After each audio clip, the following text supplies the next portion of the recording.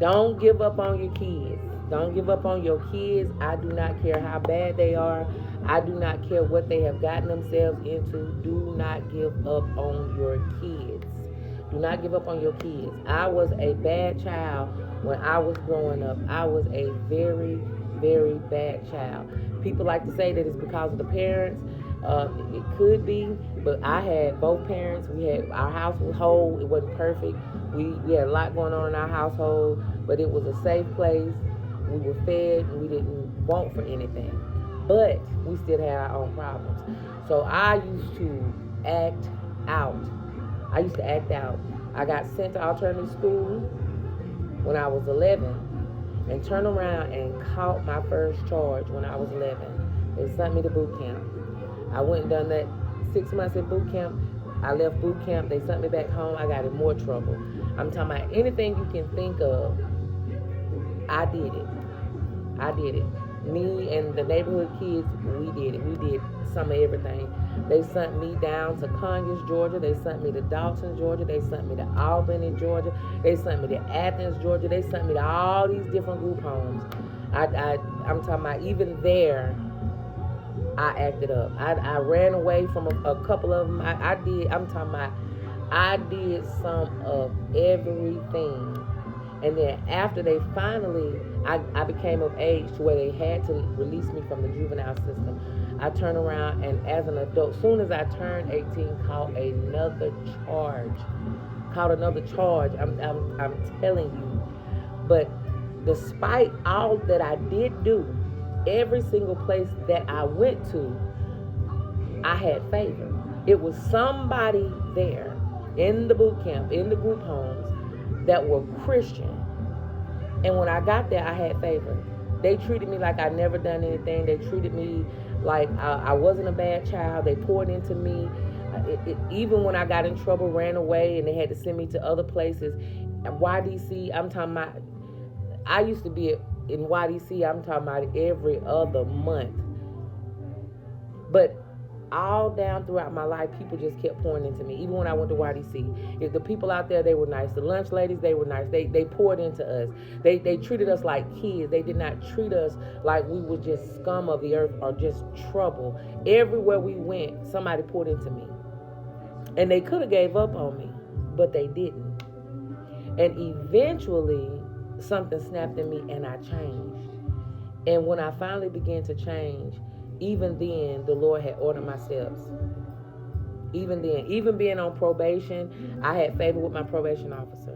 I never had a problem. I never got rearrested after becoming an adult because even my probation officer, I had favor with her. Then I turned around and I couldn't get a place to live. And it was because of the charge that I had caught. So I needed public housing, and I couldn't get a place to live.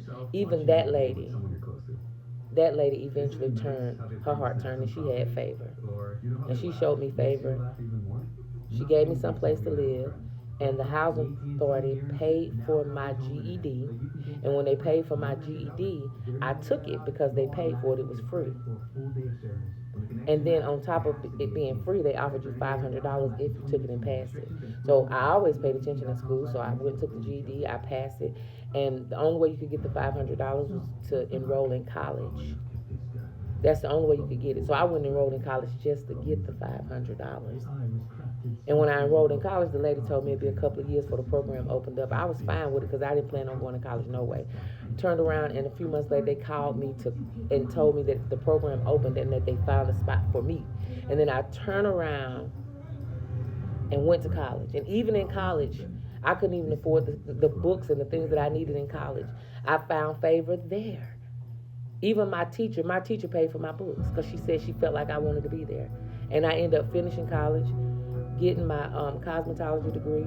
And even in that, I turned around and went and worked for somebody. And they fired me. And the person that worked beside the person that fired me would see me come and open their business every single morning. And one morning she didn't see me come. She asked me what happened to me. I told her that they fired me. She owned a whole nother business. I found favor with that lady. That lady told me to go find my own building, to open my own business. And she said, I'm going to help you. That woman sold into me and bought all the furniture that I needed just to open the business. She gave it to me. She didn't charge me anything. She sold into me. And I never even worked for her. I worked beside her. And today, I'm a business owner. The Lord done cleaned my background. I don't have anything on my background from all the stuff that I did do. I'm talking about my whole life has just been changed around. But I do serve an awesome God. And even with my child, I have a child, and he was a wayward child. And he had to be on probation and take counseling. He used to jump on me. He used to do all kinds of stuff. Wouldn't go to school. We had mentors come out to the house. I'm talking about for 4 long years, I went through so much with that child. But today, that child is different.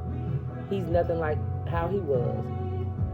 Even the friends that I hung with, I used to pray for them because they were still in the street. And those people are not in the streets no more. So don't give up on your kids. Giving up on your kids is not an option. Because if you give up on them, who will they have? The system will take them. The system will take them, destroy them, and make them not even fit to be out here in society. So do not give up on your kids. I'm talking about, it's a lot of stuff I can tell you about me that I did and that I went through. And I'm telling you, God favored me through all that I went through because people did not give up on me. They could have gave up on me because I was bad. I used to drink all the time. I'd be drunk, driving, flying. I'm talking about just anything that you can think of, I did it. But I'm telling you, God was faithful. He was faithful. And he always had somebody to redirect me. The problem with these kids today is nobody wants to redirect them because they're afraid of them, because they carry guns and they do all kind of stuff. But you have to get down on your knees and you have to pray for your kids. I'm telling you, prayer changes things. Prayer changes things. I'm talking about some of my closest friends are in prison right now, and they got some terrible charges.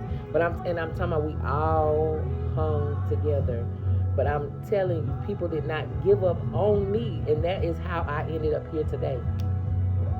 Don't give up on your kids.